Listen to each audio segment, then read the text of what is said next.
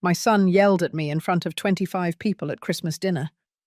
"Mum, if you want to keep living here, pay the rent like any other tenant, or leave."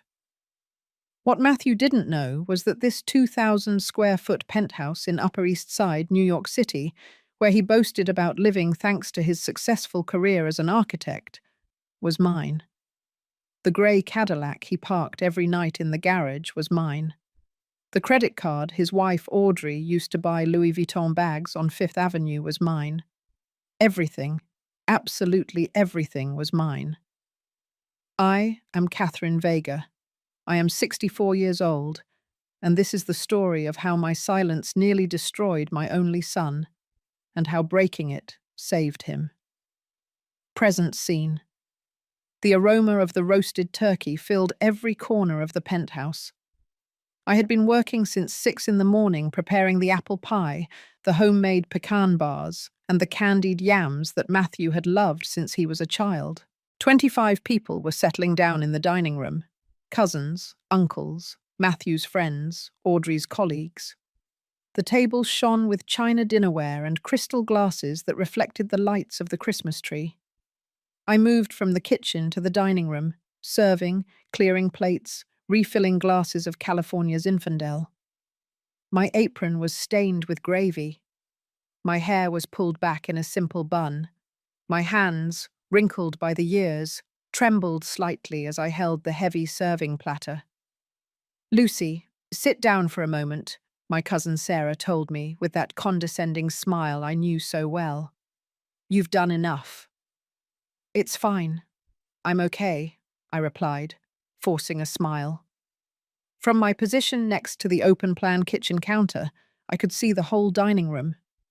Matthew was sitting at the head of the table in his white linen shirt and that Rolex watch Audrey had given him last year.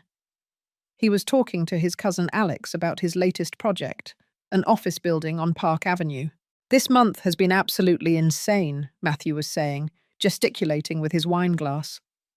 "The client is pushing hard on the deadlines. But hey, the salary for a senior architect in New York isn't bad at all.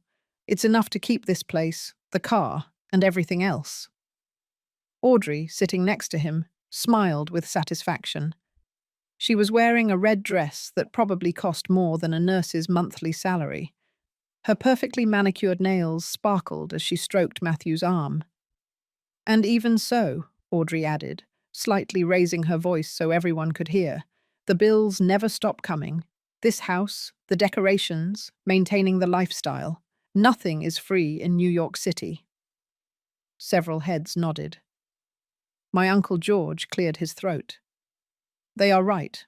Rents in this area are impossible. $2,500 to $3,000 a month for a decent apartment." "Exactly," Matthew straightened up in his chair. "That's why I always say you have to work hard. No one gives you anything for free in this city." I felt a knot in my stomach, but kept serving the turkey. No one looked at me. No one noticed how my hands gripped the serving spoon harder than necessary. The conversation continued to revolve around money, the cost of living, and how hard it was to make ends meet for people who had just asked for the third bottle of $40 wine. Then it happened. Matthew wiped his mouth with his napkin, took a sip of wine, and looked directly at me. There was something in his eyes that I recognized immediately, the same determination his father Anthony had when he made important decisions. But this time, that look brought nothing good. "Mom," he said with a tone that cut off all conversations, "since we are talking about the subject of the house—" The dining room fell silent. 25 pairs of eyes turned toward me. "I've been thinking," he continued, placing his glass on the table with a soft but firm thud, "that if you want to continue living here with us, you should contribute a portion of the rent, like any adult who shares a space." Time stopped. "It's only fair, right?" he added, looking around the table for approval. "We are all adults, and if that's difficult for you with your widow's pension, well, maybe it would be better for you to look for something more in line with your means." Audrey nodded, taking a sip of wine. Nowadays, everyone must be responsible for their own expenses, even if they are family. In fact, precisely because we are family, we should be honest about these things. I looked around the table. My cousin Sarah avoided my gaze. Uncle George coughed uncomfortably and concentrated on his plate. I saw a couple of guests nod slightly as if saying, "It makes sense." Aunt Patty even murmured, "Well, it's true that nowadays at our age, we have to be more independent." No one, not a single person, raised their voice in my defense. No one said, "How can you talk to your mother like that?" No one asked, "Are you really kicking your mother out on Christmas?" The silence was so dense that I could hear the tick-tock of the wall clock in the kitchen. I felt as if 28 years of sacrifice, of sleepless nights, building an empire so my son could have a future, evaporated in the penthouse's air conditioning. Carefully, I placed the serving spoon on the counter. I folded my napkin and placed it next to my untouched plate. I stood up, feeling my knees creak slightly. "Thank you all for coming," I said in a voice so calm that even I was surprised. "This Christmas dinner will probably be the last one I spend in this house." Matthew blinked, confused. "Mum, you don't have to be so dramatic. We are just talking about being realistic with—" "You're right, Matthew," I interrupted him, looking him directly in the eyes. "It's time to be realistic." I turned around and walked toward the hallway that led to my bedroom. Behind me, I heard uncomfortable murmurs, the scraping of chairs, someone trying to resume the conversation with a, "So who wants dessert?" I closed my bedroom door. The sound of the latch was soft, but in my head, it resonated like the closing of a complete chapter of my life. Flashback, 30 years ago. I sat on the edge of the bed and looked around the small room that had been my refuge for the past 3 years. A single bed, an antique wardrobe, 2 photo frames on the nightstand.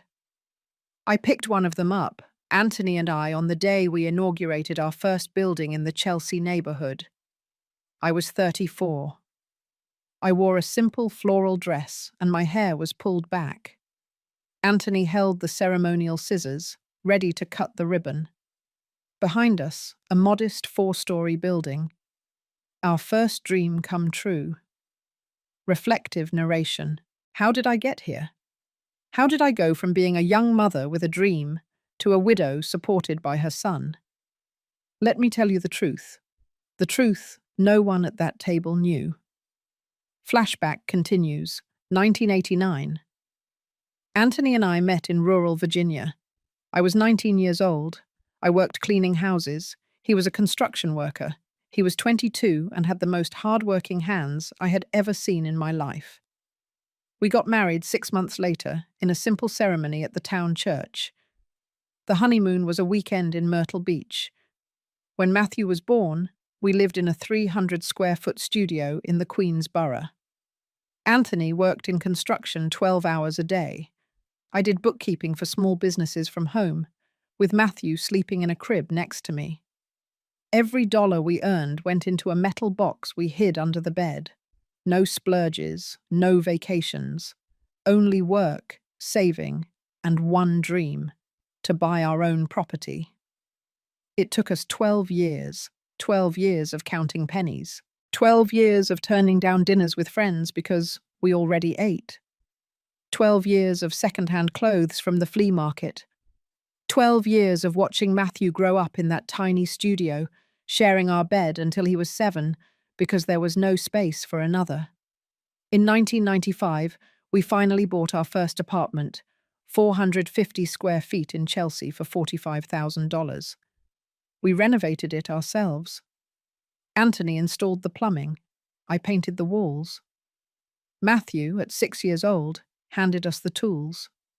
We rented it to a young couple for $400 a month. That money went into another box, and then to another apartment, and another.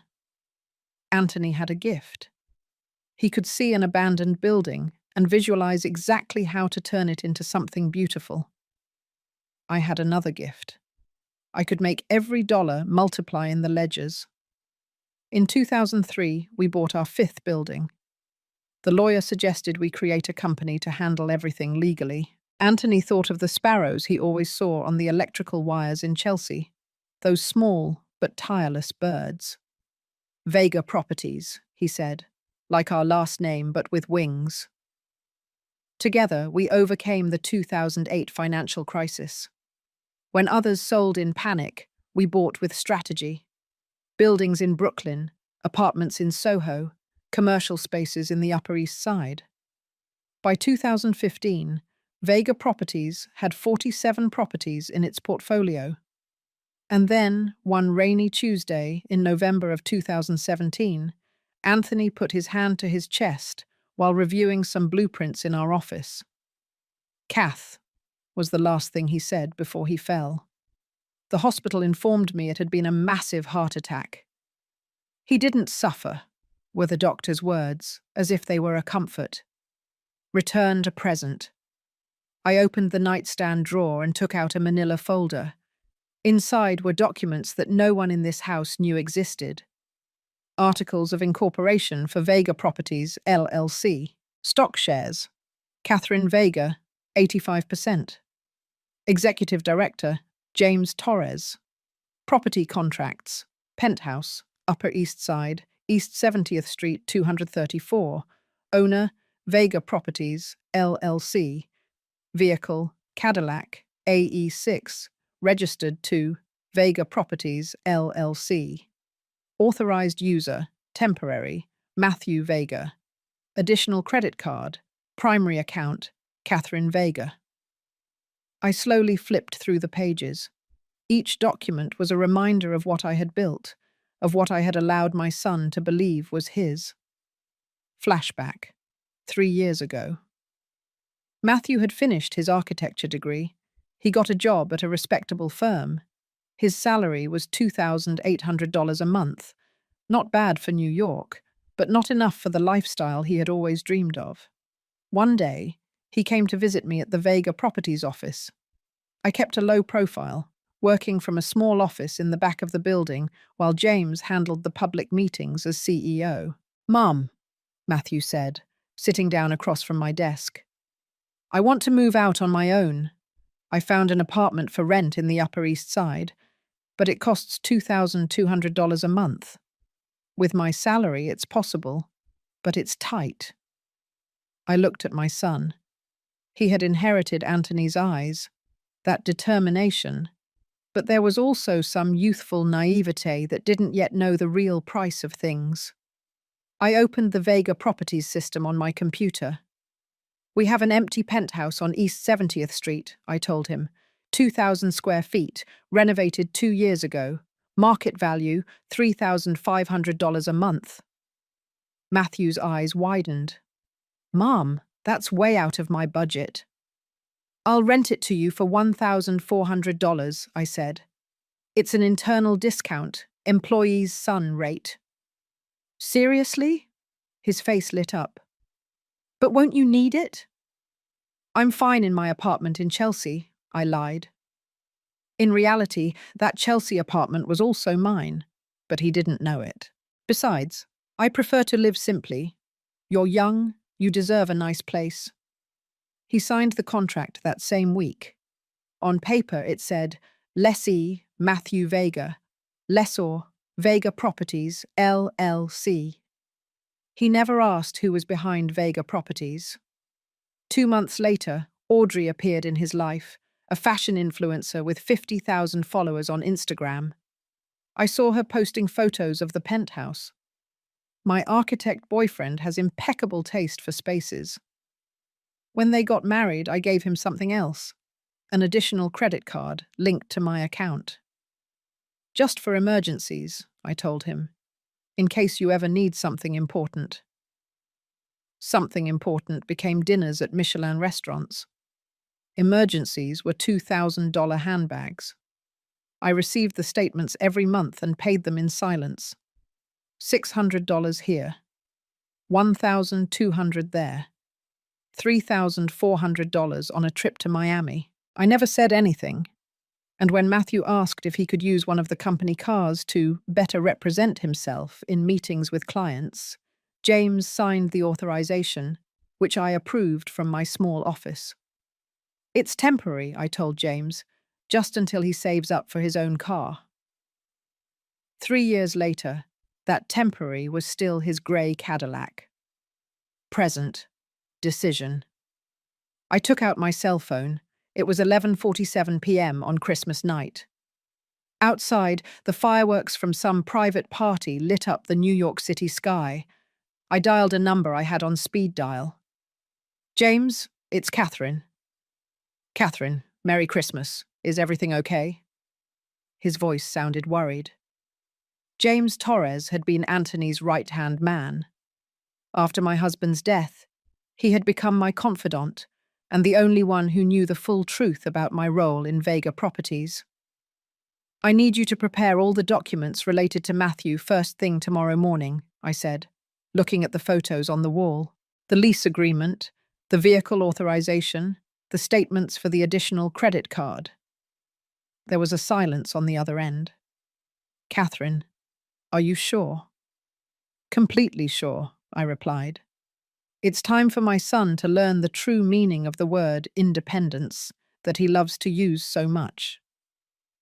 I took a suitcase out of the closet. Dust billowed up when I opened it. Inside were still the tags from a trip to Boston that Anthony and I had planned to take before his death. We never made it. I started folding my clothes. I didn't have much. 3 blouses, 2 pairs of pants, 1 sweater, underwear, my comfortable shoes. Everything fit perfectly in half a suitcase. I stopped in front of the closet mirror.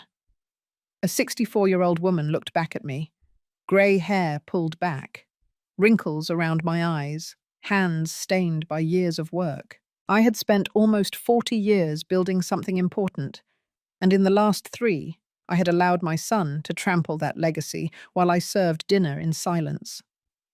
Why did I do it? Why did I let him believe that lie? Because I wanted him to be happy. Because I wanted him to feel successful, capable, independent. Because I thought that if I gave him everything, he would naturally feel grateful. I was wrong.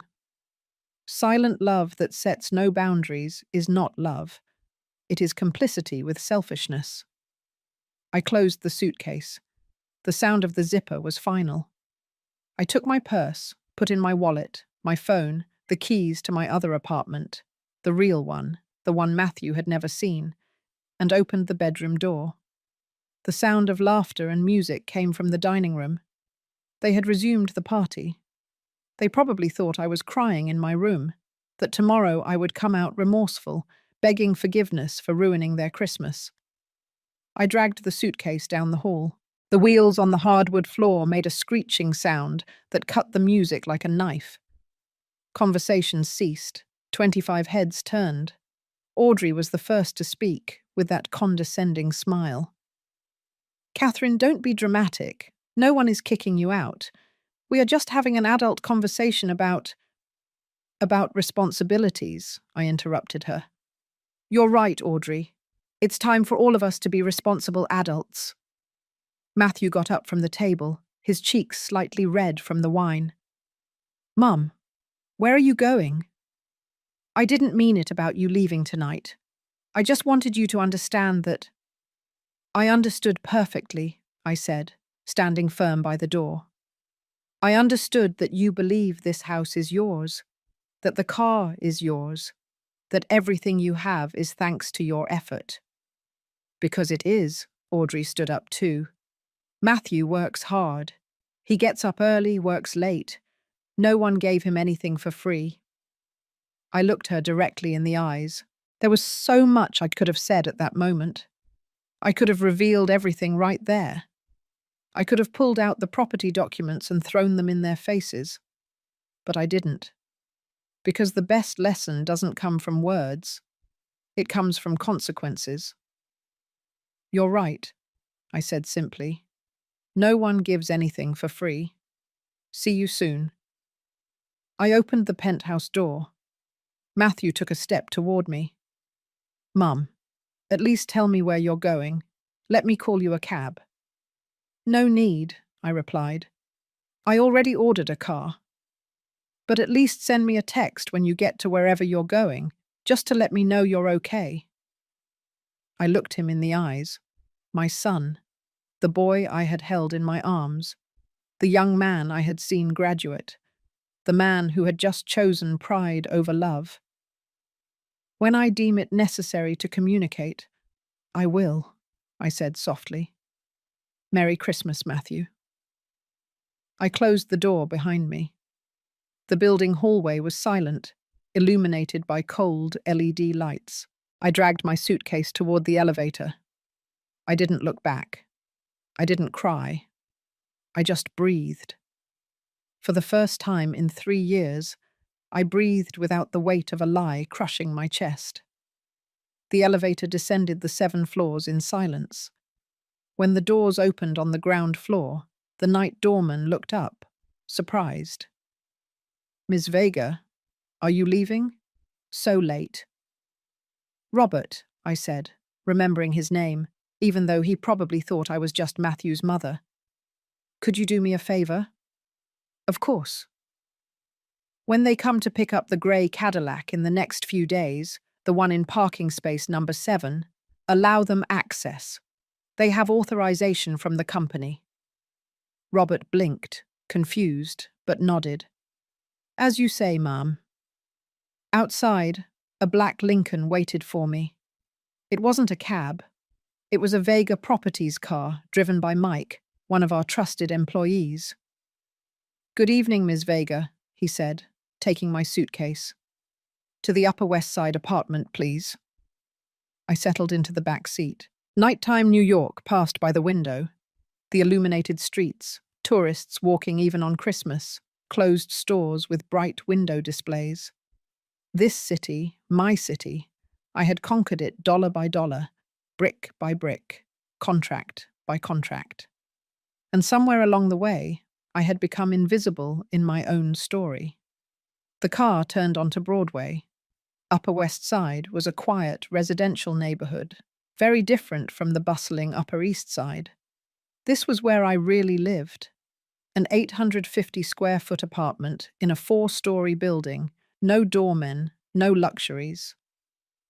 Mike stopped the car in front of number 23. Do you need help with the suitcase? No, thank you. I can manage. I climbed the stairs, there was no elevator, to the 2nd floor. I opened the door with my key. The apartment smelled unused, like a place that was often closed up. It was my secret refuge, the place I came to when I needed to think, work without interruptions, or simply be Catherine Vega, businesswoman, instead of Catherine, the single mother living off her son's charity. I left the suitcase by the door and sat on the couch. The silence was absolute. No music, no laughter, no son telling me to pay or leave. Just me and the decisions I would have to make at dawn. I took out my phone. I had 3 missed calls from Matthew. 1 text message. Mom, please tell me you're okay. I didn't want you to leave like that. It was just a conversation. Call me. I didn't respond. Instead, I opened my laptop and logged into the Vega Properties system. I clicked on the folder. Matthew Vega, assigned assets. A list appeared. Lease agreement, East 70th Street, 234, expires January 31, 2024. Assigned vehicle, Cadillac AE6, temporary authorization. Additional credit card, limit $5,000, linked to primary account, 3 clicks. That was all I needed to change my son's life. Was I being cruel? Vengeful? No. I was being a mother who finally understood that the greatest act of love is not giving everything, but teaching the value of every single thing. I closed the laptop. Tomorrow I would talk to James. Tomorrow the process would begin. That night, I slept better than I had in 3 years. The Vega Properties office occupied the third floor of a modernist building on Park Avenue, right between two luxury stores. I arrived at 8:30 a.m. on December 27th. The receptionist, a young woman named Sophia, almost spilled her coffee when she saw me. "Miss Vega, we weren't expecting— I mean, good morning." "Good morning, Sophia. Is James here?" "Yes. He arrived half an hour ago. He's in his office." I walked down the hall. The walls were decorated with photographs of our most emblematic buildings. In one of them, taken 5 years ago at the inauguration of a residential complex in Brooklyn, Anthony appeared with his construction helmet, smiling at the camera. Next to him, blurred in the background, was me. No one knew who that woman was, just another employee. I knocked on James's door. "Come in." James Torres was 45 years old, with greying hair at the temples, always impeccably dressed. When he saw me, he immediately stood up. "Catherine, please sit down." I didn't sit down right away. I went to the window. From here you could see the entire avenue, the morning traffic, tourists with their maps, New Yorkers rushing to the subway. "Did you bring the documents?" I asked. James opened a manila folder on his desk. "Everything is here. But before we continue, I need to ask you, are you absolutely sure? Once we start this—" "James," I turned to him. "Anthony and I built this in silence, with humility. We never wanted to be the rich family that shows off. But at some point, my silence stopped being humility and became a lie. A lie that allowed my son to talk to me as if I were a burden." "I know," he said softly. "I disagreed with keeping him in the dark from the beginning, but I respected your decision." "It was my mistake," I admitted, "and it is my responsibility to correct it." I finally sat down. James slid the folder toward me. I opened it. The first document was the penthouse lease agreement. It had been signed 3 years ago, automatically renewed every year. Clause 2, EP3. The lessor may terminate the contract with 30 days prior notice if they do not wish to renew. The second document was the vehicle authorization. Simple, direct. Vega Properties, LLC, authorizes the temporary use of the Cadillac AE6 vehicle, license plate 482 KLM, to Matthew Vega for the purpose of company representation. This authorization may be revoked at any time. The third was the credit card report for the last 6 months.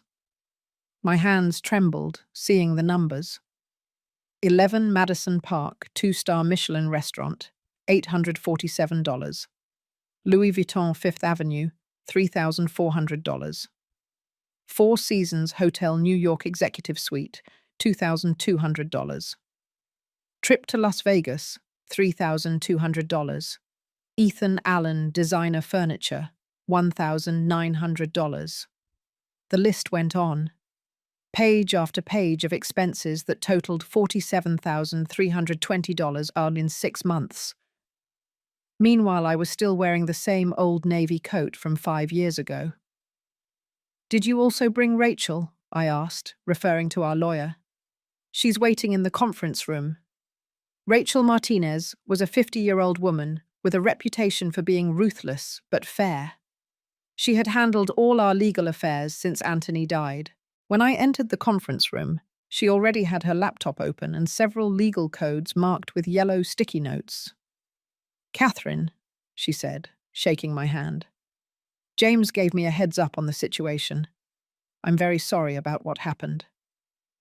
"I don't need condolences," I said, sitting down. "I need legal solutions." Rachel nodded, appreciating my directness. "Very well. We have 3 assets your son currently enjoys: the residence, the vehicle, and the credit card. Let's look at the options for each." She opened a presentation on her laptop and turned the screen toward me. "Property, Penthouse, Upper East Side.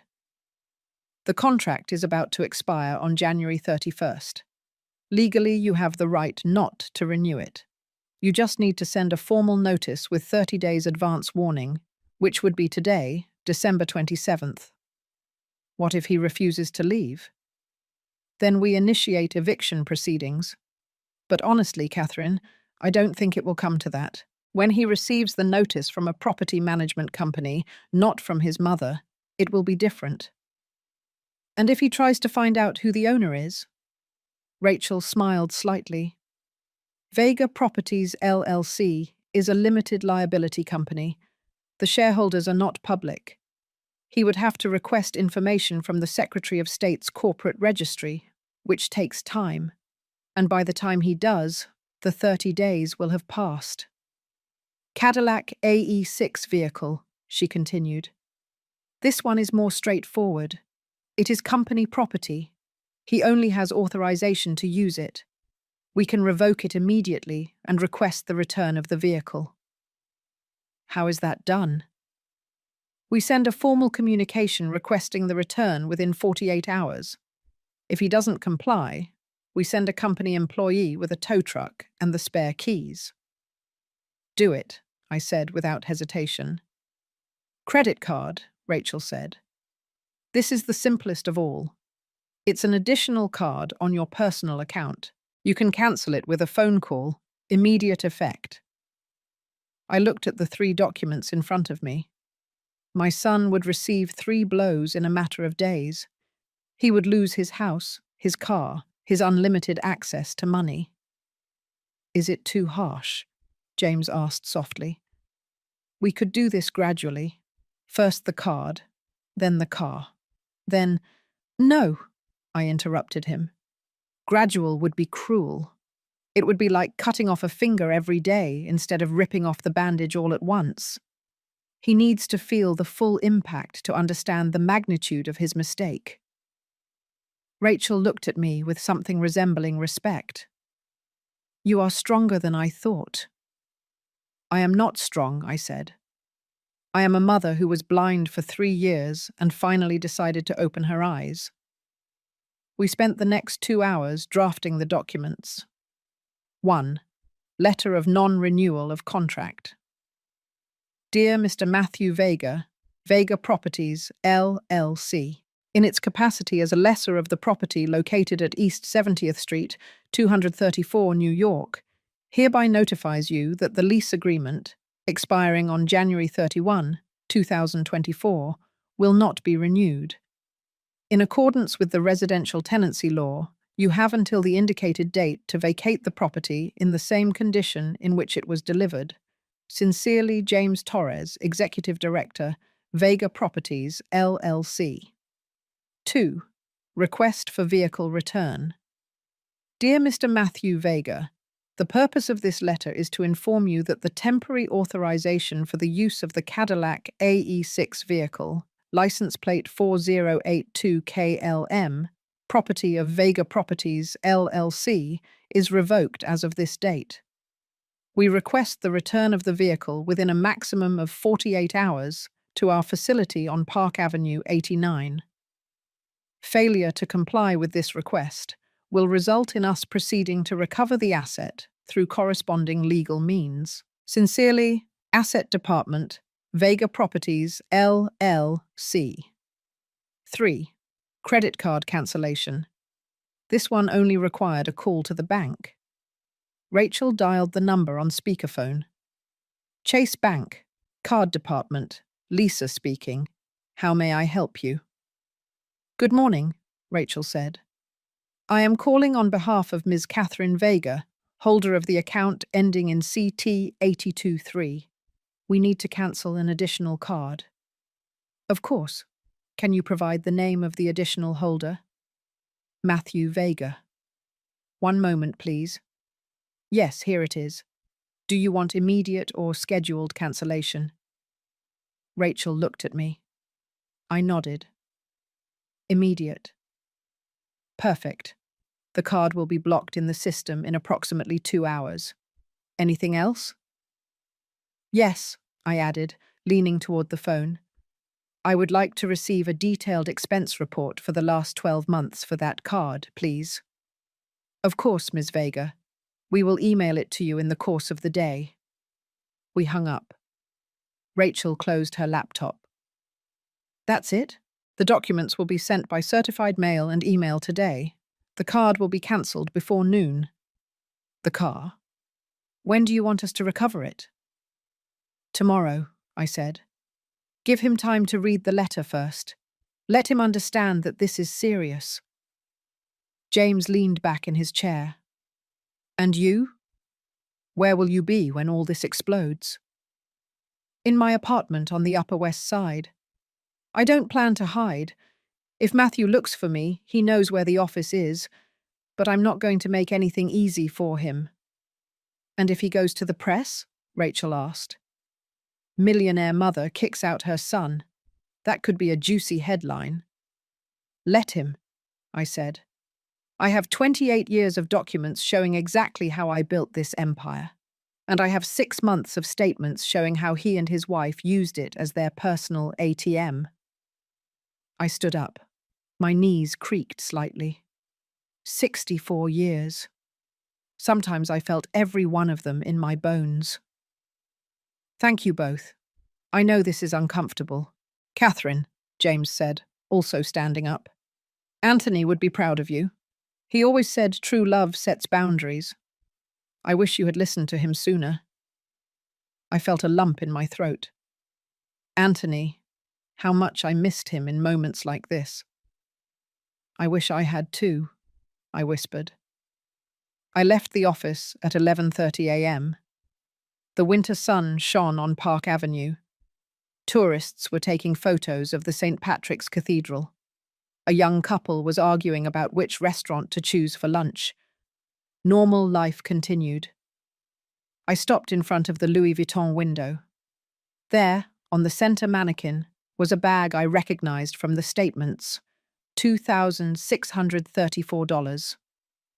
Audrey had bought it in October and flaunted it on her Instagram with the caption, "When your husband spoils you." At that moment, my phone vibrated. A message from Matthew. Mum, good morning. Where are you? I stopped by the Chelsea apartment I thought was yours, but the doorman says a young couple lives there. Can you call me? I'm worried. I put the phone away without responding. I walked to a small coffee shop in Soho, one of those that don't have Instagram, just good coffee and honest sandwiches. I ordered a cortado and a croissant. The total, $3.50. Audrey probably spent that on a single fingernail at the manicurist. My phone rang. It was James. The emails were sent, he said. Matthew should receive them any minute. Perfect. Catherine, are you really okay? Yes, I replied, looking out the coffee shop window. For the first time in 3 years, I'm okay. I hung up and took a sip of coffee. Hot, strong, unadorned. Just like the truth that was about to hit my son. Day 1, December 28th, 9:15 a.m. Matthew opened his laptop at the penthouse dining table. Audrey was still asleep. The night before, they had been up until 3 in the morning arguing about the Catherine drama. Exaggerated, Audrey had said. Your mother has always been dramatic. She'll be back tomorrow, begging for forgiveness. But that morning, there were no messages from his mother, no calls, just a strange silence that gave him a knot in his stomach. He clicked on his inbox. Among the corporate Christmas emails and newsletters he never read, he saw a subject line that chilled his blood. Formal notification, lease agreement termination. Sender, Vega Properties Administration. His heart started beating faster. He opened the email with trembling hands. He read the first line, then the second. Then he had to read the whole thing 3 times because his brain refused to process the words. Will not be renewed. Vacate the property. January 31, 2024. What the hell? He whispered. He immediately looked up the phone number at the bottom of the email and dialed. It rang 4 times before a professional female voice answered. Vega Properties, Administration Department. Good morning. Yes. Hello, this is Matthew Vega. His voice sounded tense. I just received an email about the termination of my lease agreement. It must be a mistake. I have always paid on time. I have never had problems with... One moment, Mr. Vega. Let me check your file. Matthew heard the tapping of a keyboard. Each second felt like an eternity. Mr. Vega, there is no mistake. The owner has decided not to renew the contract.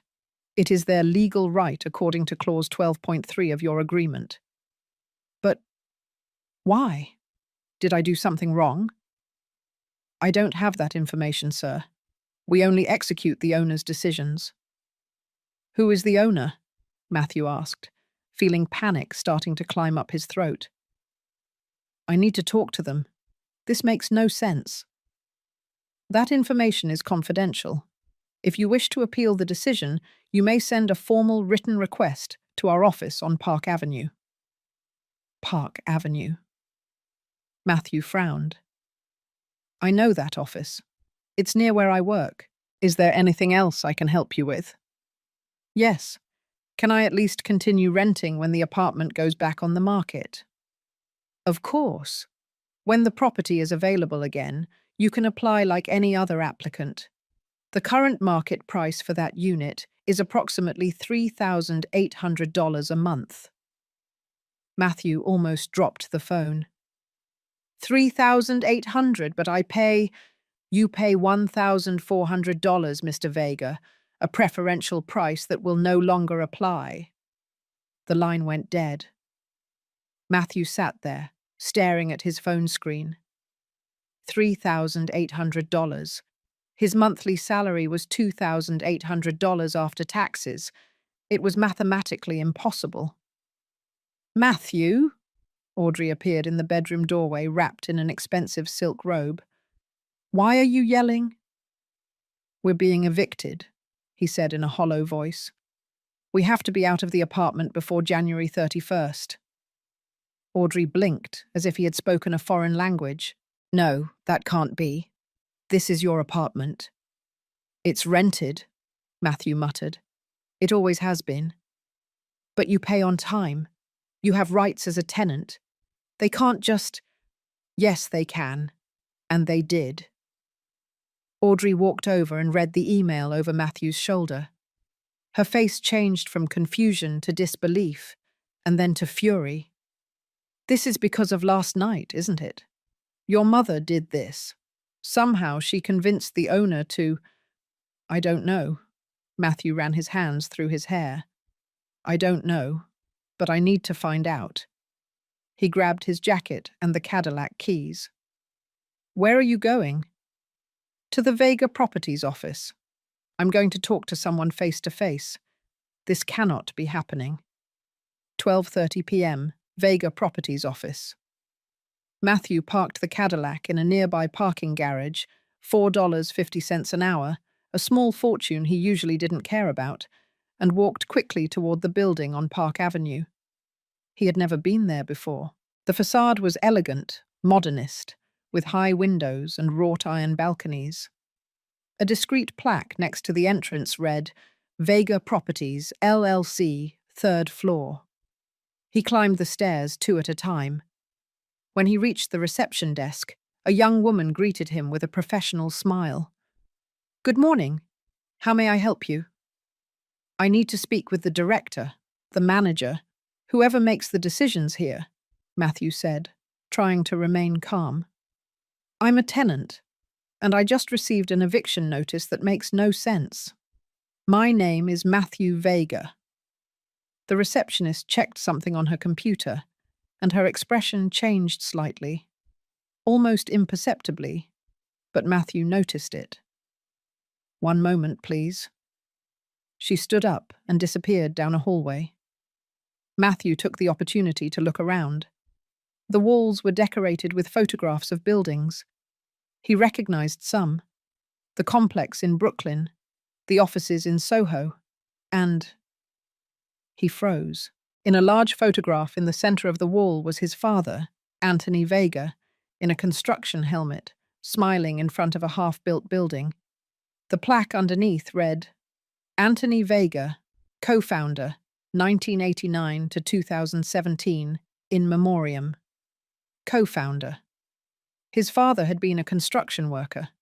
He had never mentioned owning a part of Mr. Vega, a man in his mid-40s with an impeccable suit and greying hair at the temples, approached, hand extended. I am James Torres, Executive Director of Vega Properties. I understand you have concerns about your lease agreement. Matthew automatically shook his hand, but his mind was still processing the photograph of his father. Yes, Excuse me, that photo. My father worked here. James followed his gaze, and something akin to sadness crossed his face. Anthony was much more than an employee, but that is a separate issue. Why don't we go to my office so we can… James's office. The office had views of the entire avenue.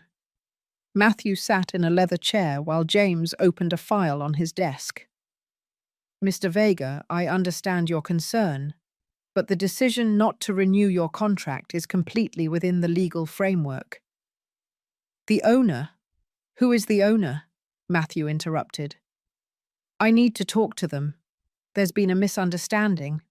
My mother, she said something inappropriate at Christmas dinner, and if that somehow reached the owner's ears… Your mother has nothing to do with this, James said, although Matthew noticed something odd in his tone. It's simply a business decision. Then at least let me apply to renew. I can pay more. I can… The market price is $3,800 a month, James said firmly. Can you pay that amount? Matthew opened his mouth. He closed it. The math was brutal and obvious. There are other apartments in New York, James continued, not without some compassion. I suggest you start looking soon. The market in January is competitive. Matthew stood up, feeling dizzy. This isn't right. Something isn't right here. As he left, his gaze fell again on the photograph of his father, and then he noticed something he hadn't seen before. In the background of the slightly unfocused image was a woman with a simple dress and her hair pulled back.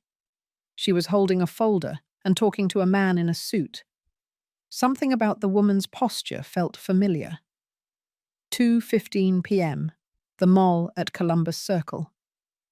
Audrey had decided that retail therapy was the solution. While Matthew dealt with the apartment issue, she would go buy the dress she had seen at Nordstrom for the New Year's Eve party. In line to pay, she pulled out the silver credit card she always used, the one that never had a limit, the one that made the sales associates look at her with respect. She swiped the card through the reader. Declined. You can try again, Audrey requested with a tense smile. The cashier tried 2 more times. Declined. Declined. I'm sorry, Mum. The card isn't going through. Do you have another form of payment? The people behind Audrey in line began to murmur. She felt her cheeks burn. It must be a system error, she said, quickly putting the card away. I'll come back later. She left the store, her heart pounding. She immediately called the bank from her cell phone. Chase Bank, Maria speaking. How may I help you? My card was rejected, Audrey said, trying to sound calm but authoritative. I need to know what's going on. It's the card ending in 4829. One moment. Can you give me the name of the holder? Audrey Ruiz Vega. I see here that this is an additional card. The primary holder is Catherine Vega. Audrey felt as if cold water had been thrown on her. Catherine? My husband's mother? Yes, ma'am. And that card was cancelled yesterday at the request of the primary holder. Cancelled? That's right. It ceased to be active at 2:32 p.m. yesterday. Is there anything else I can help you with? Audrey hung up without responding. Her hands were trembling, not from sadness, but from fury. She immediately dialed Matthew's number. "Hello?" he answered, sounding exhausted. "Your mother," Audrey spat out, "cancelled my credit card." "Which card?" "The one I use, the one I've always used. How could she?" "Audrey, that's not your card," Matthew said slowly, as if he were processing the information at the same time he was saying it. "It's an additional card on my mother's account. You said it was ours. You said the company gave it to you as a benefit." I thought, "No, Matthew, you lied, or you were too idiotic to know the truth." "Audrey, calm down. We can fix this. I have my own card. We can use—" "Your card has a limit of $2,000, Audrey said coldly. "Do you know how much I spend a month? Do you know how much it costs to maintain my image, my social media, my life?" "Maybe that's the problem," Matthew muttered. "What did you say?" "Nothing. Forget it. I'm coming home. We need to talk." Audrey hung up and stood in the middle of the mall, surrounded by other people's shopping bags, bright window displays showing things she could no longer have. For the first time in 3 years, Audrey Ruiz felt poor, and she hated that feeling with every fibre of her being. Day 2, December 29th, 8:00 a.m. Matthew woke up with a pounding headache. He had spent the whole night before arguing with Audrey. She wanted him to do something, to talk to his mother, to fix this. But how? His mother didn't answer his calls. He didn't know where she really lived, and every time he tried to think clearly, the image of his father on the Vega Properties wall came back to his mind. The doorbell rang at 8:15 a.m. Matthew opened it, expecting the delivery person with the breakfast Audrey had ordered, charged to her own card this time with visible disgust. Instead, he found 2 men in reflective vests, holding clipboards. "Good morning, Mr. Matthew Vega. We are from Vega Properties, Asset Department. We are here to recover the Cadillac AE6 vehicle, license plate 4182KLM. Matthew blinked, confused. "Recover? That's my car." The older man opened his clipboard and showed him a document. "According to our records, the vehicle is the property of Vega Properties, LLC. You had temporary authorization for use, which has been revoked. We need you to hand over the keys and sign this return receipt." "This is ridiculous." Matthew felt the blood rush to his face. "That car was given to me 2 years ago. I use it for work. You can't just come and take it." "Mr. Vega," the man said with professional patience, "you have the document here. The vehicle was never transferred to your name. It was always company property. Here is your signature authorizing the temporary use for business representation purposes." He showed him a page. And there it was, Matthew's signature from 2 years ago on a document that clearly said, "Temporary authorization." How had he not read it carefully? "What if I refuse?" "Then we will proceed to recover it with a tow truck and the backup keys we have in our possession. Mr. Vega, this can be easy or difficult. You decide." Audrey appeared behind Matthew, still in her pajamas. "What is going on?" "They're taking the car," Matthew said in a defeated voice. "What?" Audrey pushed Matthew aside. "That car is ours. You can't just—" "Ma'am, please," the man maintained his professional tone. "We are only employees following orders. If you have any complaints, you can go to our offices." Matthew turned around, went into the apartment, and returned with the Cadillac keys. He dropped them into the man's hand without a word. "Thank you for your cooperation. Sign here, please." Matthew signed the return receipt. The men inspected the car, took photographs, and 10 minutes later, The grey Cadillac was disappearing down the street.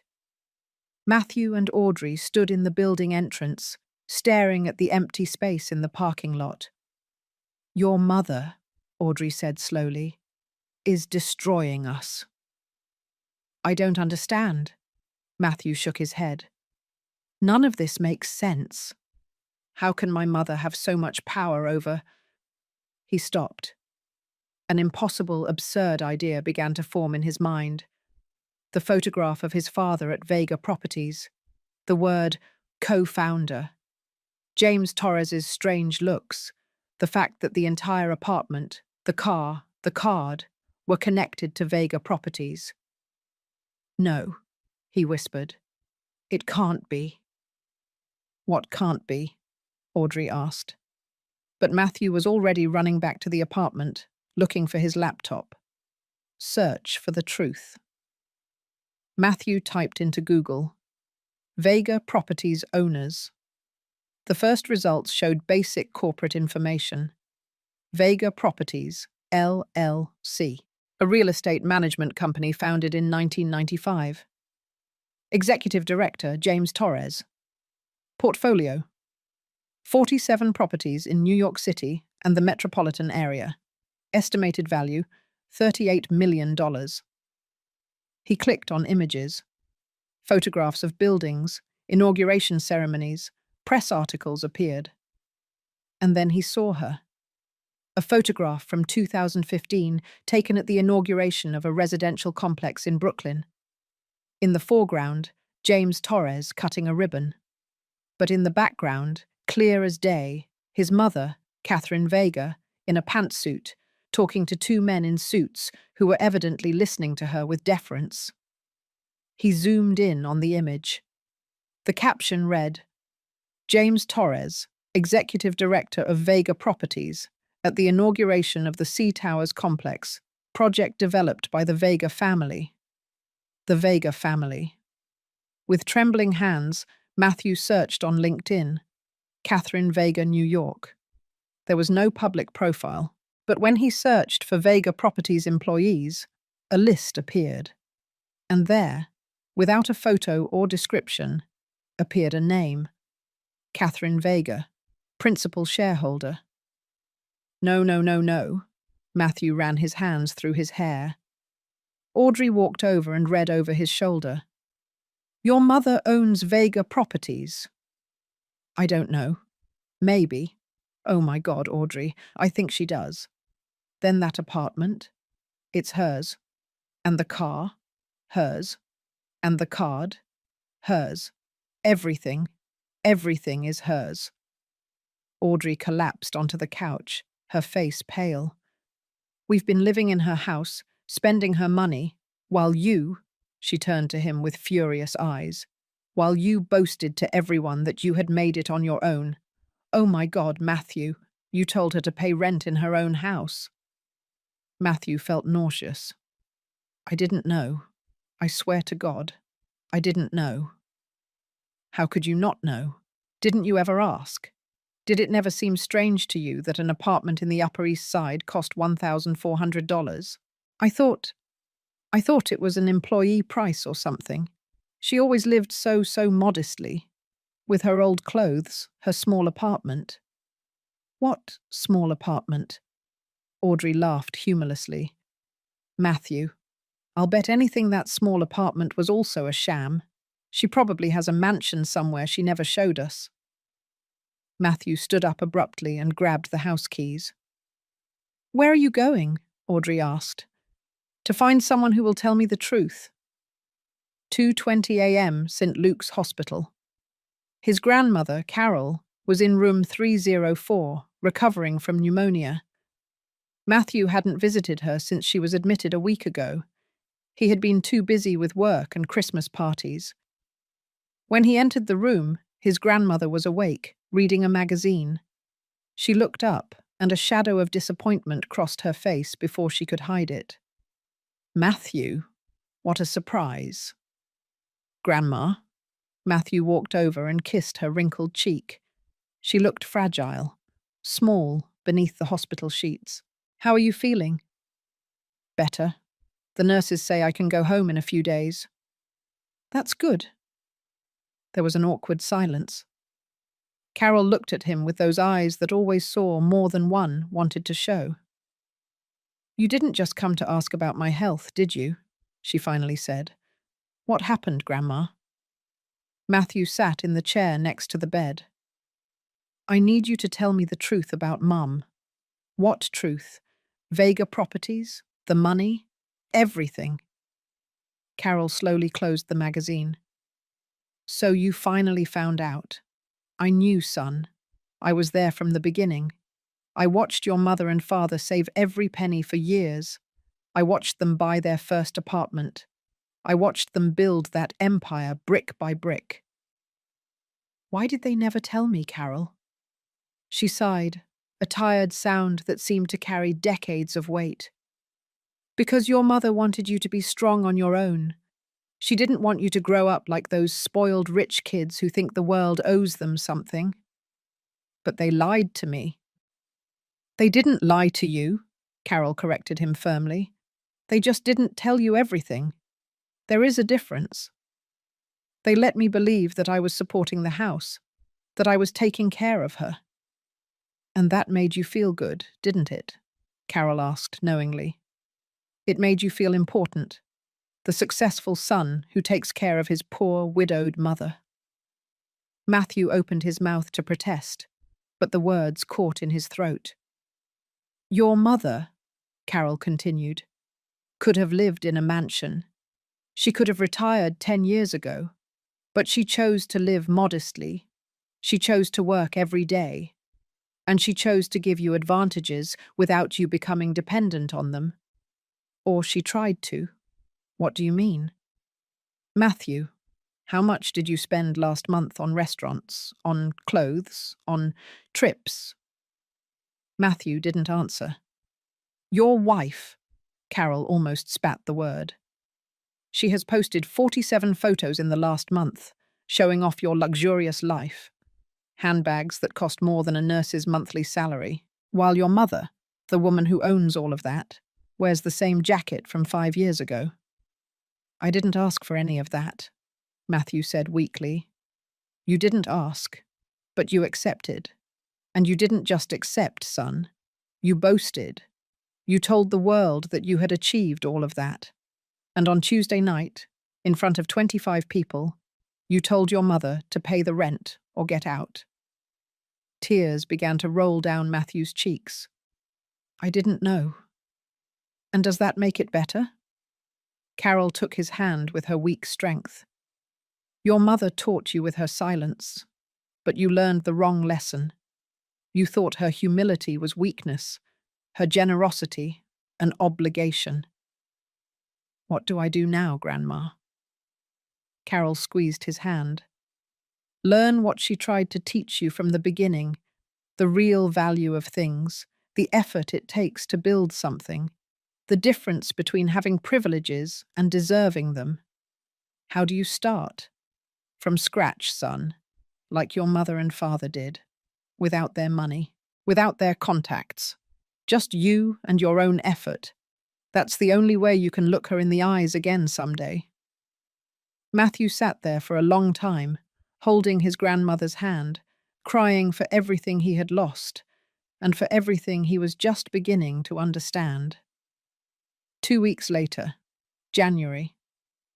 Matthew was standing in front of an old building in the Queens neighborhood.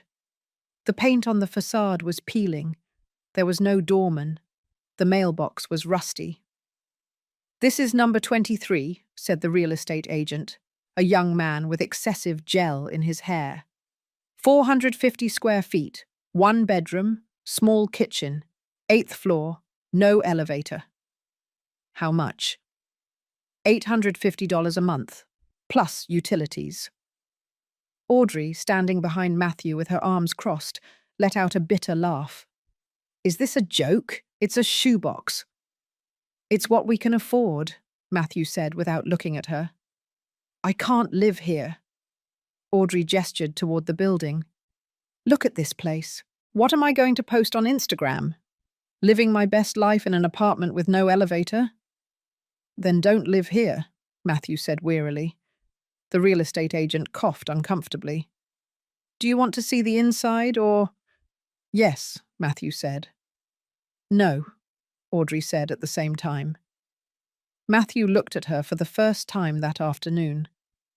Audrey, I need to make a decision. I have to hand over the keys to the penthouse on January 31st. I can afford this place. It's ugly, it's small, but it's what my real salary allows me. If that doesn't work for you… It doesn't work for me, Audrey said firmly. Matthew, this is not what I signed up for when I married you. What did you sign up for? A contract where I keep you in endless luxury. I signed up for a life you promised, the successful architect, the nice apartment, the trips, the dinners. That life wasn't real, Matthew said, feeling something break inside him. It was a lie my mother financed while I believed the story. Audrey took off her sunglasses and looked at him with cold eyes. Then find a way to get it back. Talk to your mother. Beg for forgiveness. Do whatever you have to do. But don't ask me to live in this… She looked at the building with disgust. Hole.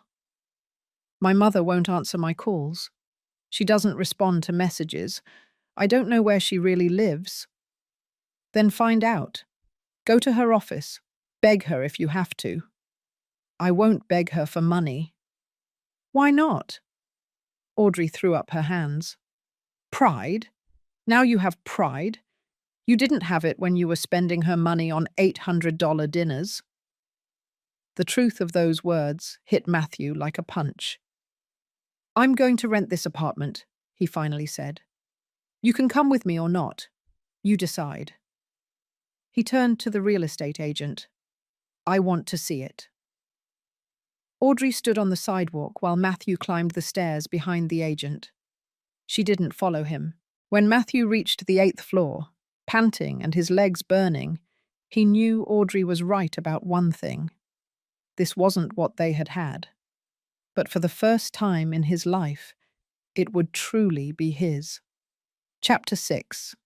The Awakening. The apartment in Queens was exactly as depressing as it looked from the outside. The walls had moisture stains. The kitchen had appliances from the 90s. The bathroom had pink tiles that were probably original from 1975. But it was his. Or at least it would be after he signed the contract. Matthew moved in on January 30th with 2 suitcases and a feeling of shame that weighed on his chest like a stone. Audrey had left 3 days earlier, back to her parents' house in Miami, leaving a note that simply said, "Call me when you become the man I married again." Matthew didn't know if he had ever been that man. He spent his first day in the new apartment on the floor. He still had no furniture, staring at the cracked ceiling, making calculations on his phone. Net salary, $2,800. Rent plus utilities, $920. Food, $300. Transportation, subway, bus, $60.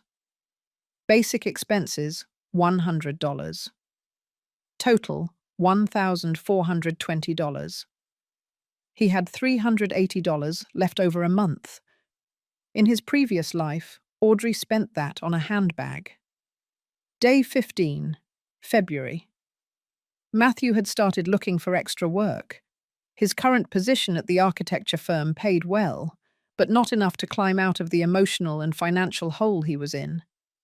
One night, while eating instant noodles on the floor of his empty apartment, the table wouldn't arrive until the following week, he received a message from an unknown number. Hello, Matthew. I'm Andrew Villanueva. I run a small firm in Brooklyn. I work on social housing projects. Your father worked on some of our first buildings. I've seen your portfolio. Would you be interested in talking? Matthew replied immediately. Yes. When? Day 20. Meeting with Andrew. Andrew Villanueva's office was in a converted industrial space in Brooklyn. The walls were exposed brick. The desks were repurposed work tables. There were 5 young employees working on MacBooks, surrounded by models and blueprints. Andrew was about 50 years old, with disheveled hair and the energy of someone who still loved his job after decades of doing it. "Your father," he said, pointing to a photograph on the wall. "He was one of the best construction workers I ever worked with. He understood the structure of a building like no one else. Not just the construction, but the soul of a space." Matthew looked at the photograph. His father, 20 years younger, smiling next to a group of workers. "I didn't know you worked together, for years, before he and your mother founded Vega Properties." Andrew looked at him directly. "Do you know what your father told me once? Andrew, buildings aren't for showing off. They are for people to live in with dignity." Matthew felt a knot in his throat. "I have a project," Andrew continued. "Renovation of housing in Staten Island. Old buildings that need to be converted into affordable apartments. The budget is tight. The salary isn't impressive, but the work matters." "How much?" $2,200 a month. For 6 months. If it works out, maybe more. It was less than he earned now, but Matthew nodded. "When do I start, Andrew?" Andrew smiled. "Monday. Bring sturdy boots. You'll be on the construction site, not just in the office." Day 45. March. Matthew was waking up at 6 a.m. He took the subway to Staten Island.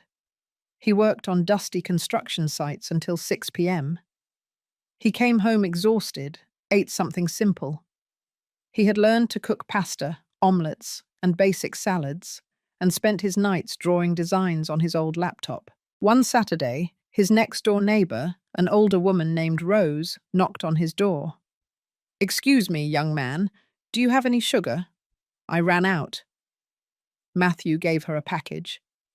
Rose looked over his shoulder at the almost empty apartment.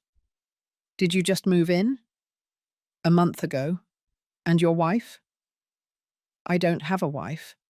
I'm in transition." Rose nodded wisely. "Life puts you where you need to be, not where you want to be. Come for dinner tomorrow if you like. I'm making spaghetti." Matthew went. Rose's spaghetti reminded him of his mother's, and for the first time since Christmas, he felt something akin to the warmth of home. Day 60, April. Audrey sent him divorce papers.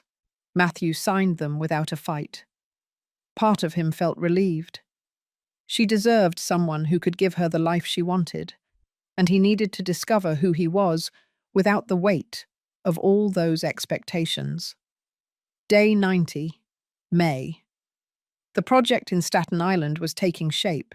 Matthew had designed a modular system that allowed old industrial buildings to be converted into 500-square-foot homes with natural light and open spaces.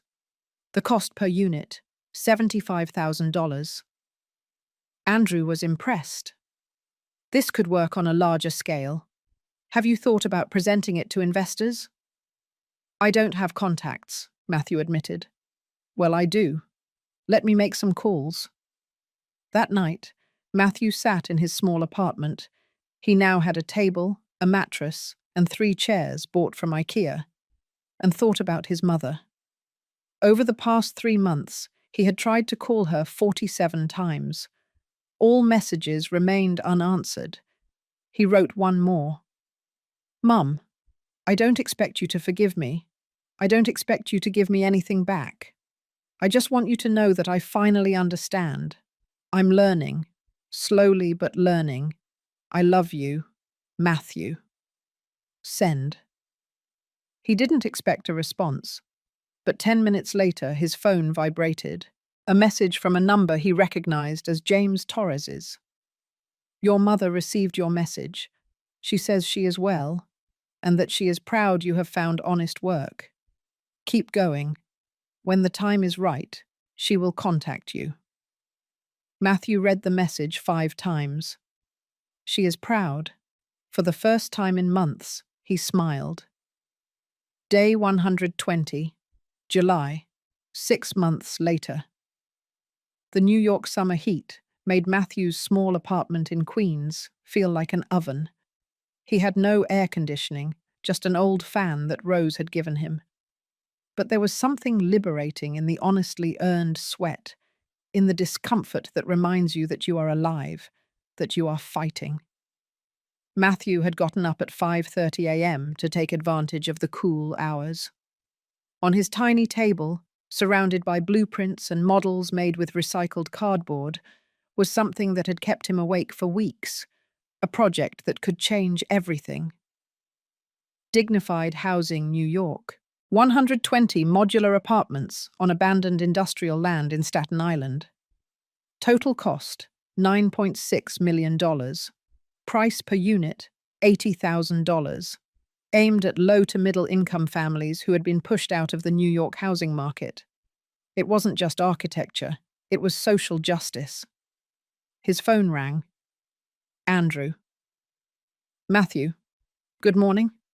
Are you sitting down? Yes, why? Because I got you an audience. There is an investment group interested in social impact projects. They want to see you on August 15th. Matthew felt his heart race. Who are they? I can't tell you much. They are discreet, but they have serious capital. If your presentation is good, Matthew, this could be real. How much capital? Enough to build the entire complex. But Matthew, you need to be flawless. This is an opportunity that won't be repeated. When he hung up, Matthew looked at his reflection in the bathroom mirror. 6 months had changed his face. He was thinner. He had dark circles under his eyes from working nights. His hands had calluses from being on the construction sites. But his eyes had something they had never had before. Purpose. August 1st. Preparation. Matthew spent the next 2 weeks preparing the presentation of his life. He worked on the construction site by day and in his apartment by night. Rose brought him coffee and omelettes. Sometimes she stayed to watch him work. You remind me of someone, she said one night. Who? A woman I used to see on the subway years ago. She always carried blueprints under her arm. She always had that same look you have. Determination mixed with fear. Matthew looked up. What was she like? Older, elegant but simple. I once saw her arguing with 3 men in suits over a contract. She shut all 3 of them up. Rose smiled. She had your same jaw, your same way of frowning when you think. Matthew felt a lump in his throat. Was it my mother? I don't know, son, but whoever that woman was, she built important things, like you are now. August 15th, the day. The address Andrew had given him was on Park Avenue. Matthew felt a chill when he approached the building. It was the Vega Properties office. He immediately called Andrew. There's a mistake. You gave me the wrong address. There's no mistake, Andrew said softly. Trust me. Just go in. Matthew stood in front of the building he had visited 6 months ago in a state of confusion and panic. Now he returned with a worn briefcase, a suit he had bought at a second-hand store for $45, his first expensive purchase in months, and 50 pages of dreams printed on paper. The receptionist recognized him. Mr. Vega, they are waiting for you in the 4th-floor boardroom. Who is waiting for me? She smiled enigmatically. Go up and you will find out. The executive boardroom. Matthew went up in the elevator, his heart pounding so hard he thought everyone in the building could hear it. The doors opened on the 4th floor, a level he hadn't visited before, a hallway with glass walls. Through them, he could see New York City stretching out to the sea, and at the end of the hall, a wooden door with a plaque. Boardroom, President's office. He knocked. Come in. He opened the door. and he froze. Sitting at the head of a long oak table, dressed in a grey pantsuit, her hair perfectly styled, her hands clasped in front of her, was his mother, Catherine Vega. To her right, James Torres. To her left, a woman he recognized as Rachel Martinez, the lawyer. And in the back chairs, 3 more people he didn't know, but who, by their folders and laptops, were clearly part of the executive team. "Matthew," Catherine said in a calm, professional voice, "please sit down." Matthew couldn't move. He couldn't breathe. "Mom, I am President Vega here," she said, without cruelty but with firmness. "And you are the architect, Matthew Vega, who will present a social housing project to us. Correct?" Matthew swallowed hard. "Correct." "Then sit down and begin your presentation. We have 1 hour." With trembling legs, Matthew walked toward the projector. He connected his old laptop. The screen had a crack in the corner that he had tried to fix with tape. While waiting for the system to load, he looked at his mother. She was looking at him with a neutral, businesslike expression, as if she were evaluating a complete stranger. And in a way, she was. The Matthew she had kicked out of her house 6 months ago no longer existed. "Good morning," he began, his voice barely shaking. "My name is Matthew Vega.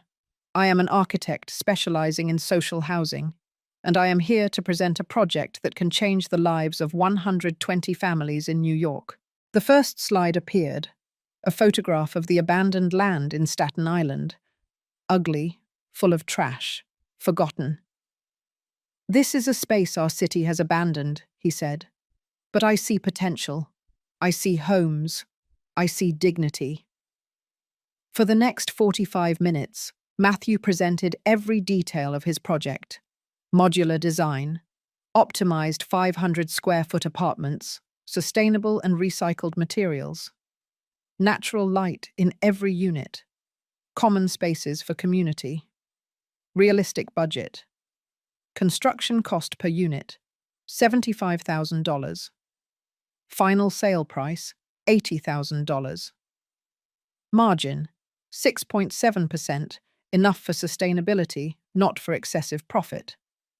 Social impact, 120 families with dignified housing. Creation of 40 jobs during construction. Revitalization of the Staten Island neighborhood. Replicable model in other cities. As he spoke, he noticed his mother taking notes.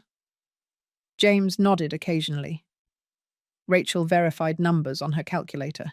When he finished, there was silence. Then James spoke. "The budget is tight. How do you guarantee there won't be cost overruns?" "Because I have worked on construction sites personally for 6 months," Matthew responded. "I know every supplier, every cost, every risk, and I have built an 8% cushion for contingencies." Rachel asked, "And what if the city council doesn't approve the permits?" "I have already had preliminary conversations with the Department of Urban Planning. The project aligns with their social housing goals. I am 85% confident in the approval." One of the executives he didn't know raised her hand. "Why should we invest $9.6 million in a project with barely a 6.7% margin?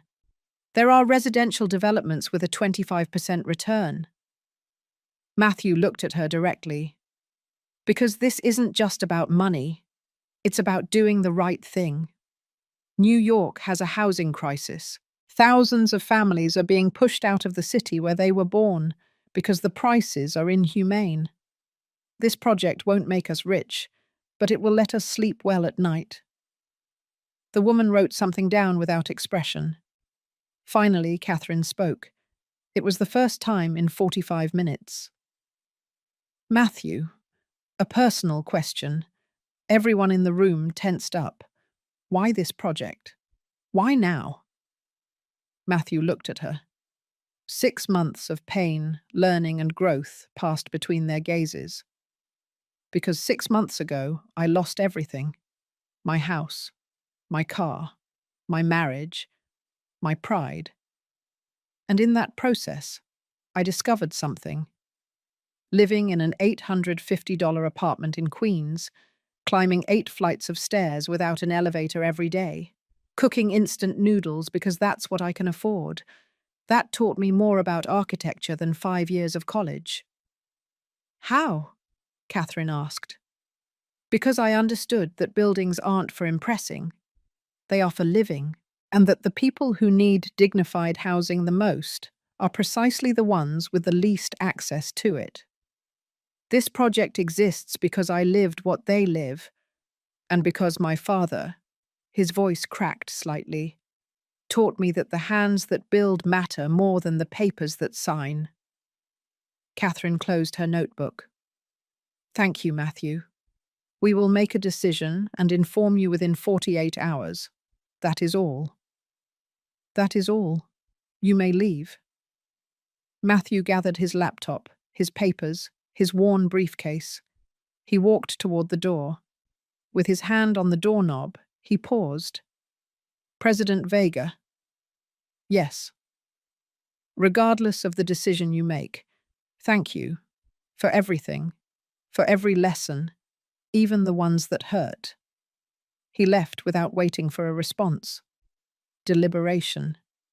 When Matthew left, Catherine remained seated in silence. The executives waited for her word. Opinions, she finally said. James was the first. The project is solid, the numbers are realistic, and he has done his homework, but the margin is thin. One mistake and we lose money. Rachel nodded. Legally, everything is in order. Permits are feasible, contracts are clear. But I agree, the financial risk is high. The executive who had questioned the margin spoke. As a pure investment, there are better options. But, she hesitated, as a statement of values, as a legacy, this is powerful. Catherine looked out the window. She could see the Empire State Building in the distance, that monument to sustained effort, to construction that takes generations. Anthony, she murmured, what would you do? She knew the answer. Anthony would have signed immediately. He had always said, buildings aren't for accumulating wealth. They are for creating dignity. We approve the project, Catherine said. Full investment, $9.6 million. Under what conditions? James asked. Matthew will be the project director. He will report monthly to this council. He will have operational autonomy, but strict financial supervision. And, she paused, if he succeeds, we will offer him a permanent position at Vega Properties, not as my son, as an architect who proved his worth. August 17th, 11:00 p.m. Matthew was in his apartment, unable to sleep, when his phone rang. Unknown number. Hello? Matthew Vega. A professional, urgent female voice. Yes, this is Mount Sinai Hospital. Your mother, Catherine Vega, has been admitted. She suffered a cardiac episode. She is stable but is asking for you. The world stopped. I'm on my way. Mount Sinai Hospital. Midnight. Matthew arrived sweating, out of breath, after running from the subway. The receptionist directed him to the 3rd floor. Cardiology, room 307. James was in the hallway, looking exhausted. What happened? Matthew grabbed his arm. Stress. Exhaustion. Your mother has been working 16-hour days since... He stopped. Since Christmas, Matthew finished. Since she kicked me out. She didn't kick you out, James said softly. She freed you, but that doesn't mean it didn't hurt her. Can I see her? James hesitated. She's awake. But Matthew, she's weak. Don't agitate her. Matthew gently pushed the door. The room was dimly lit. In the bed, connected to monitors that emitted regular beeps, was his mother.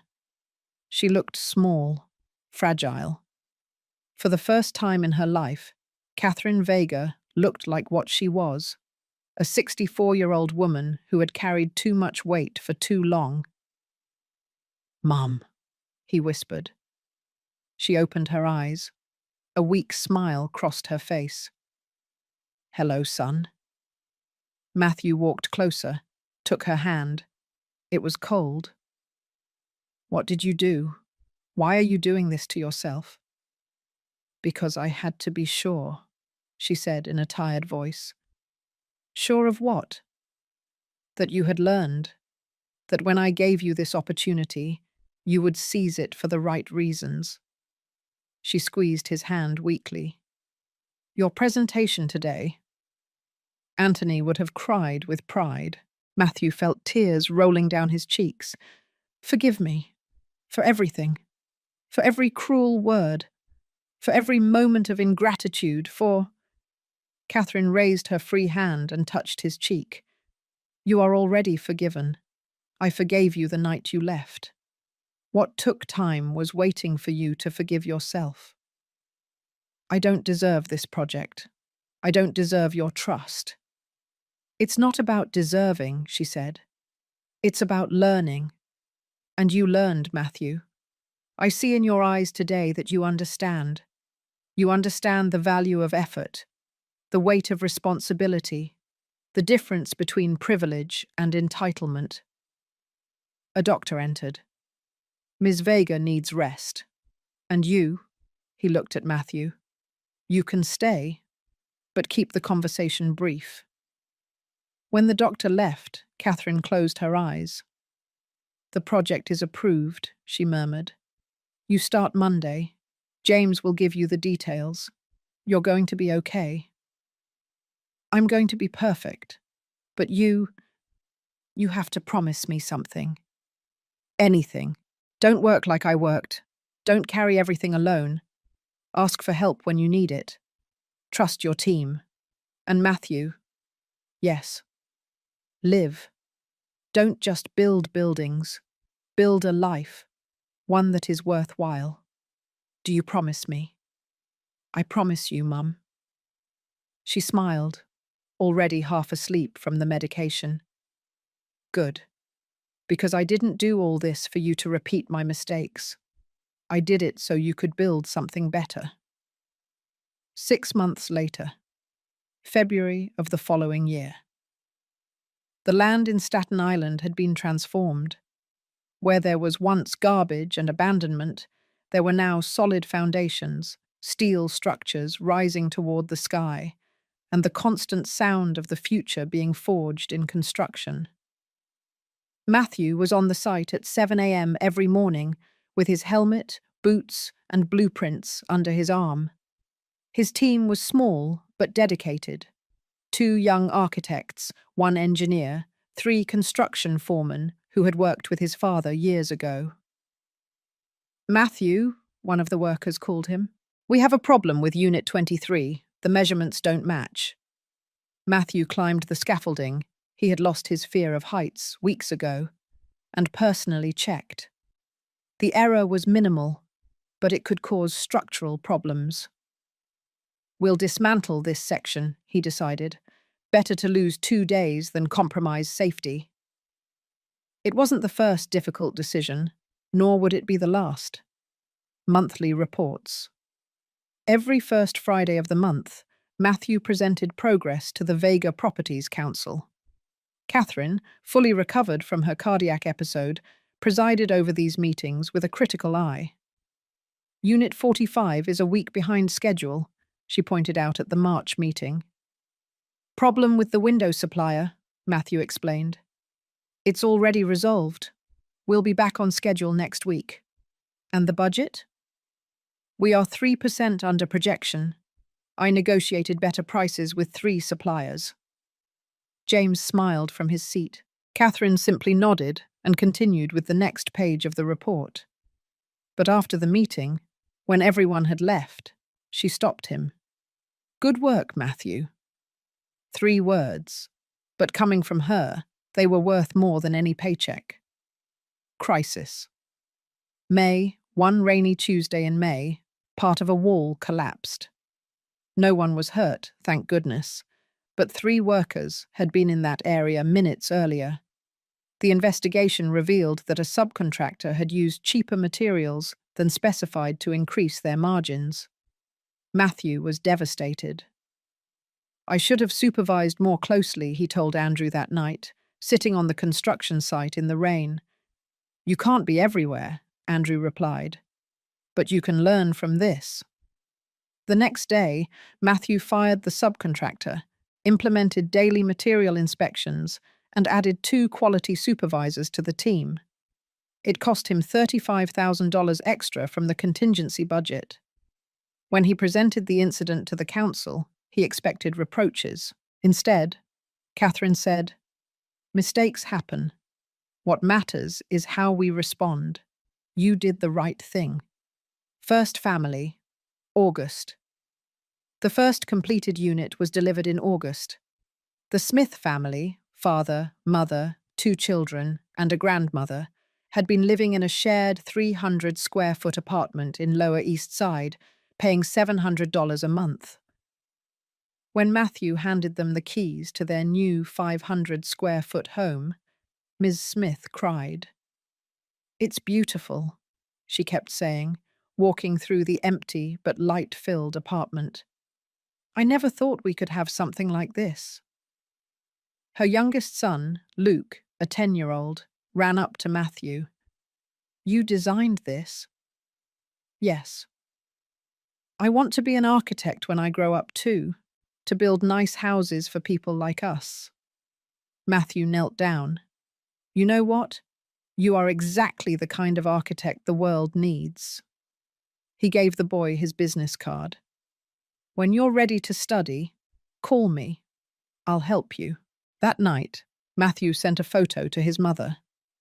Luke, standing at the entrance of his new house, smiling with a gap between his front teeth. Catherine replied, "This is what building a legacy means. Well done, son." December 24th, 1 year later. Catherine was in the kitchen of her real apartment in the Upper West Side. Not the penthouse, not a mansion, just a comfortable, light-filled home with photographs of Anthony on the walls and the aroma of roasted turkey filling every corner. Matthew arrived at 5 p.m. with 2 bags of groceries. "I came to help with dinner," he said. "You know how to cook now?" Catherine raised an eyebrow. "Rose taught me the basics.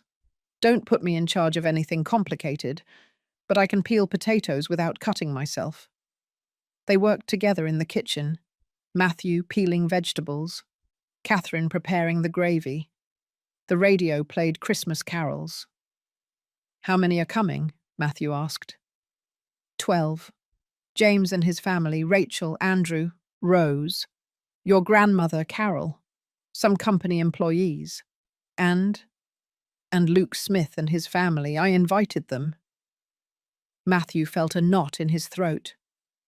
"Mum, it's a family dinner," she said simply. "And family isn't always blood. Sometimes it's the people who build with you." Dinner. 8:30 p.m.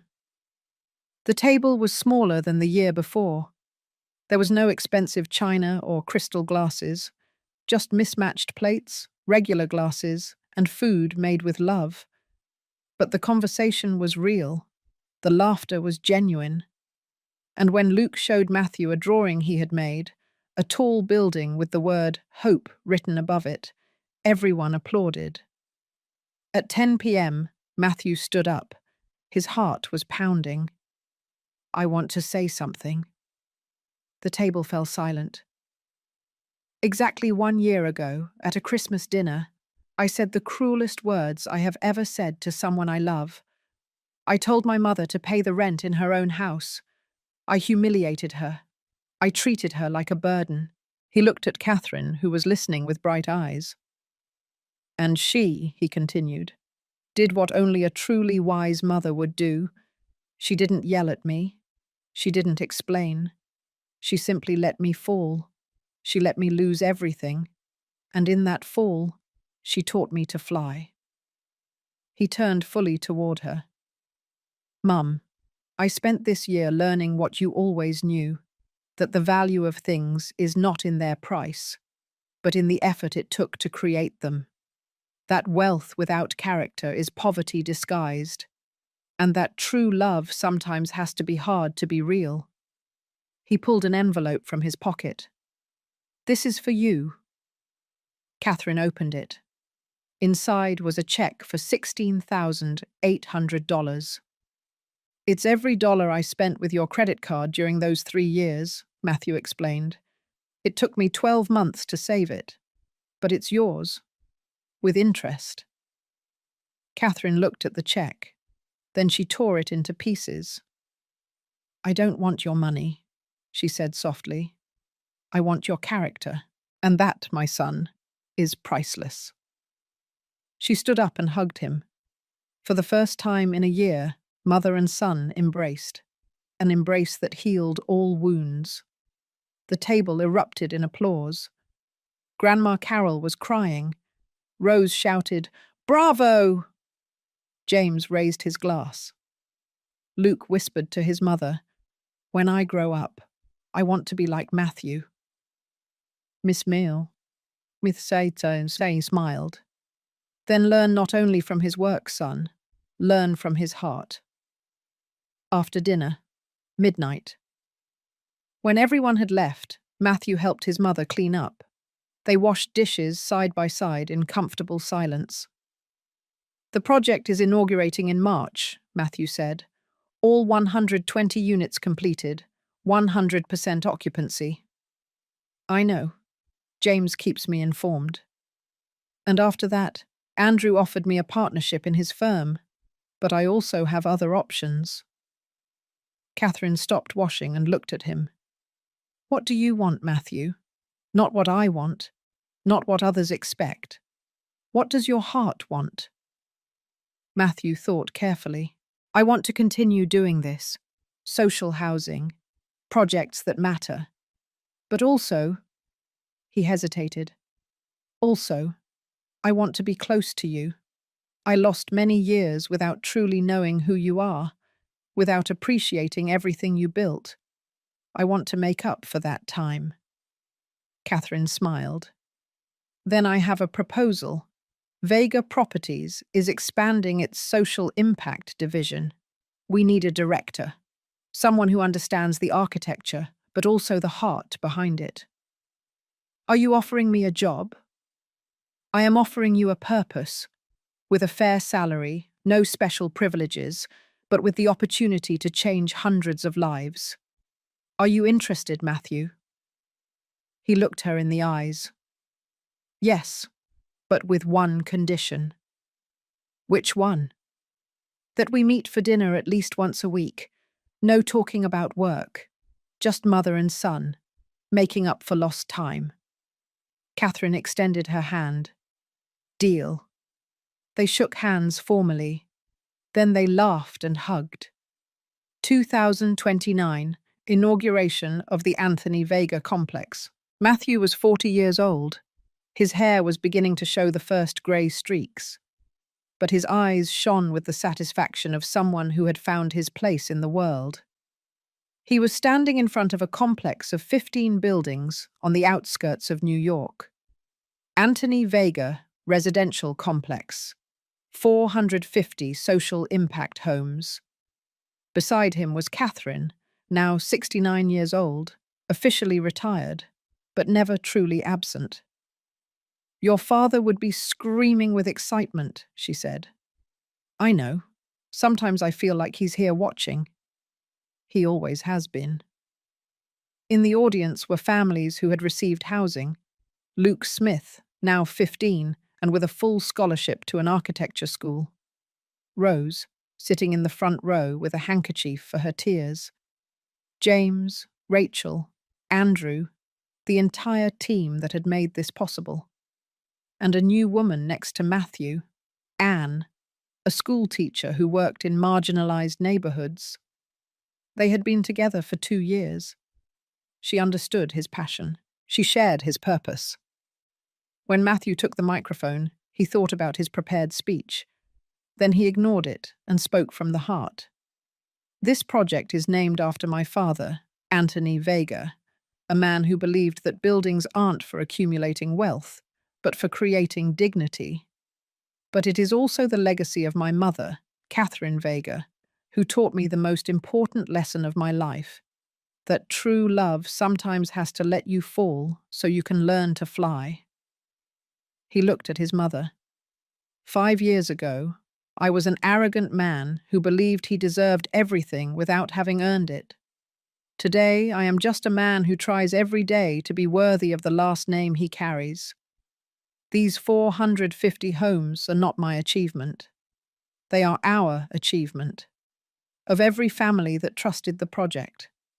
Of every worker who put their sweat into every brick. Of every person who believed that New York can be a city where everyone has a dignified home.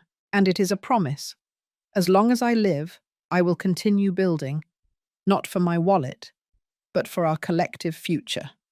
The crowd applauded. Matthew cut the ceremonial ribbon.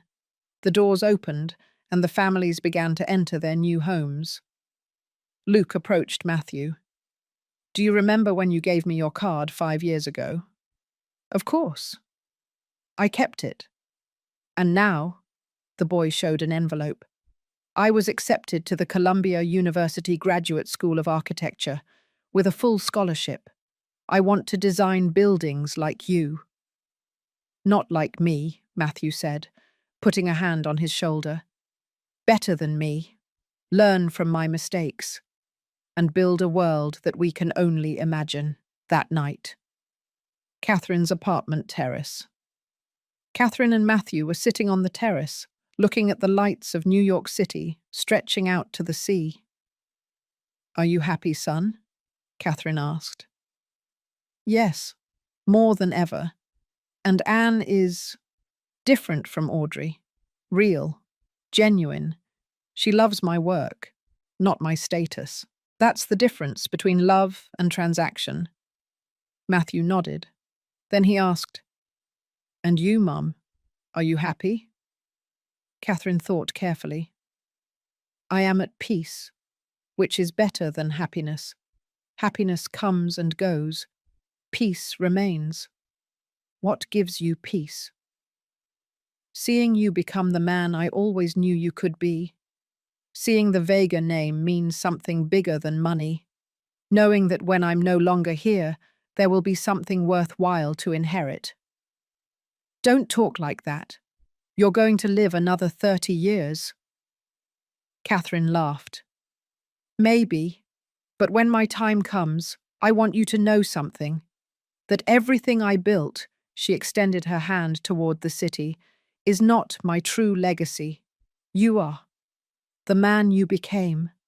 That is my masterpiece." Matthew felt tears in his eyes. "I don't deserve a mother like you." "No one deserves love, Matthew. We can only honor it, and you have honored it." They sat there as New York City shone below them, a city of dreams built with effort, of homes earned with dignity, of legacies that transcend generations. And in that moment, they both knew that Catherine's silence, that silence that almost destroyed her family, had finally spoken. And its message was clear. True love is not demonstrated with easy gifts, but with difficult lessons. It is not measured in dollars spent, but in character forged. Catherine Vega had built a real estate empire, but her true inheritance was a son who finally understood that the value of a man is not measured by what he owns, but by what he builds with his own hands.